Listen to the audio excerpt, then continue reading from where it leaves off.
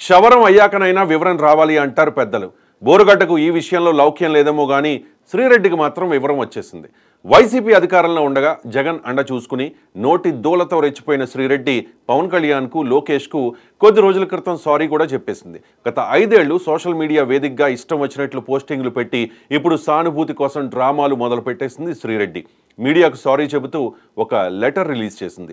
సినీ పరిశ్రమలో శ్రీరెడ్డి సృష్టించిన అరాచకాన్ని ఎవ్వరూ మర్చిపోలేరు. ఒక ప్రముఖ నిర్మాత కుమారుణ్ణి లోబరుచుకుని బ్లాక్మెయిల్ చేసి శ్రీరెడ్డి నానా హంగామా చేసింది. సెటిల్మెంట్ కాక ఫిల్మ్ ఛాంబర్ ముందు అర్ధనగ్నంగా హల్చల్ చేసి వార్తల్లో నిలిచింది. శ్రీరెడ్డి చేసిన ఈ గలీజు పనికి టాలీవుడ్ మొత్తం తల దించుకోవాల్సి వచ్చింది. చేసిందేమో గలీజు పని, పైగా పవన్ కళ్యాణ్ ఈమెకు జరిగిన అన్యాయాన్ని ప్రశ్నించలేదని తెగ బాధపడిపోతూ మెగా ఫ్యామిలీలోని లేడీస్ని తాను ఒక మహిళను అనే స్పృహ లేకుండా, నోటికి అడ్డు అదుపు లేకుండా అసభ్య పదజాలంతో విరుచుకుపడింది. మీడియా ముందు పవన్కు మిడిల్ ఫింగర్ చూపిస్తూ అమ్మనాబూతులు తిట్టేసింది శ్రీరెడ్డి.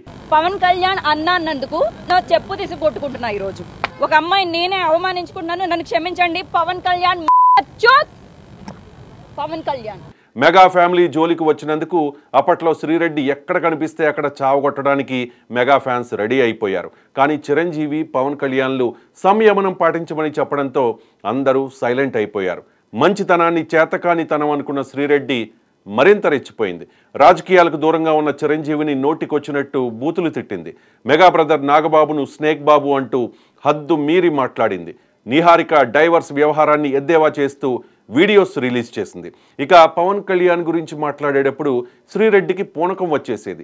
ఒంటి మీద బట్టలున్నాయో లేదో తెలియనంతగా ఎక్స్పోజింగ్ చేస్తూ రెచ్చిపోయేది శ్రీరెడ్డి. పవన్ వ్యక్తిగత విషయాల్ని అవహేళన చేస్తూ పోస్టులు పెట్టేది. పవన్ అభిమానులు సోషల్ మీడియాలో ఎన్ని దొబ్బులు పెడుతున్నా అవేమీ పట్టించుకోకుండా రెచ్చిపోయింది శ్రీరెడ్డి. కానీ కాలం ఎప్పుడూ ఒకేలా ఉండదు కదా.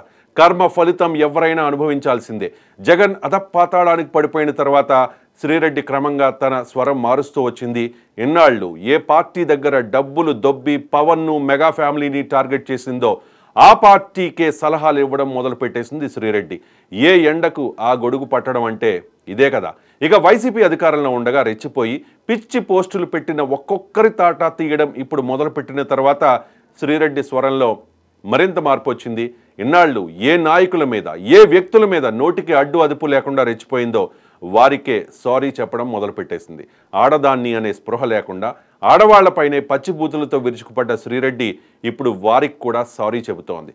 లోకేష్ గారు మీకు సారీ, అలాగే మీ అమ్మగారికి, మీ భార్య గారికి సారీ, అలాగే అనిత గారు సారీ, అలాగే పవన్ కళ్యాణ్ గారు సారీ, మీ కుటుంబ సభ్యులకు కూడా సారీ. గతంలో శ్రీరెడ్డి చేసిన చవకబారు భాగవతాల్ని బట్టబయలు చేసింది మీడియా. దీంతో ఆ మీడియా సంస్థల్ని టార్గెట్ చేసింది శ్రీరెడ్డి. యాజమాన్యాలను బ్లాక్మెయిల్ చేసే ప్రయత్నం చేసింది. కానీ ఇప్పుడు ఇన్నాళ్ళు ఏ మీడియా మీద సోషల్ మీడియా వేదికగా విరుచుకుపడిందో ఆ మీడియాకే సారీ చెబుతూ ఒక లెటర్ రిలీజ్ చేసింది శ్రీరెడ్డి. నిజాన్ని భయం లేకుండా చెప్పే, న్యూట్రల్గా ఉండే, ప్రజల పక్షాన ఉండే 99 టీవీకి కూడా శ్రీరెడ్డి క్షమాపణలు చెప్పేసింది. ప్రాయశ్చిత్తం మంచిదే శ్రీరెడ్డి, కానీ టైం నీది కాదు కాబట్టి నక్క వినయం నటిస్తూ నీ జగనన్న సపోర్ట్తో నువ్వు గతంలో టార్గెట్ చేసిన వాళ్ళు ఇప్పుడు నిన్నెక్కడ టార్గెట్ చేస్తారో అనే భయంతో నువ్వు డ్రామాలు ఆడితే మాత్రం చట్టం నుంచి, శిక్షల నుంచి నువ్వు ఏమాత్రం తప్పించుకోలేవు. నువ్వు ఎంతో ద్వేషించే మెగా కుటుంబంలోని ప్రతి ఒక్కరి దగ్గరికి వెళ్ళి వాళ్ళ కాళ్ల మీద పడ్డా నీ పాపం పోదు. చిరంజీవి గారు నిన్నెప్పుడైనా ఏమైనా అన్నారా? నువ్వు చిరంజీవి కాలి గోటికి సరి తూగగలవా శ్రీరెడ్డి? మరి ఎందుకు ఆయనపై విషం కక్కావు? ఎందుకు ఆ ఫ్యామిలీపై పగబట్టావు? రోజులు ఎన్నడూ ఒకేలా ఉండవు శ్రీరెడ్డి. పద్ధతి మార్చుకుంటే ప్రశాంతంగా బతకగలుగుతావు.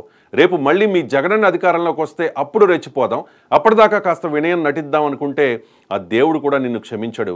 ఇప్పటికే నీ మీద అనేక కేసులు నమోదయ్యాయి. చట్టాన్ని గౌరవించి తప్పును ఒప్పుకుని ఇక మీదట ఆ తప్పుల్ని రిపీట్ చేయకుండా ఉంటే మంచిది. దాంతోపాటు ఇన్నాళ్ళు తమరు చేసిన అసభ్య వీడియోల్ని, అరాచక పోస్టుల్ని డిలీట్ చేస్తే మరీ మంచిది. శ్రీరెడ్డి గారు, మహిళలంటే మాకు కూడా గౌరవమే, మీరన్నా గౌరవమే.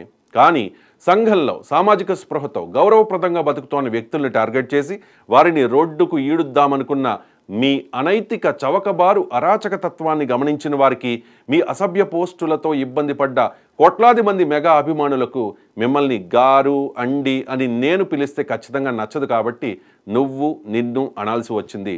పద్ధతి మార్చుకోండి, పద్ధతిగా బతకండి. మెగా ఫ్యామిలీ జోలికి మరొక్కసారి వచ్చే ప్రయత్నం చేయకండి.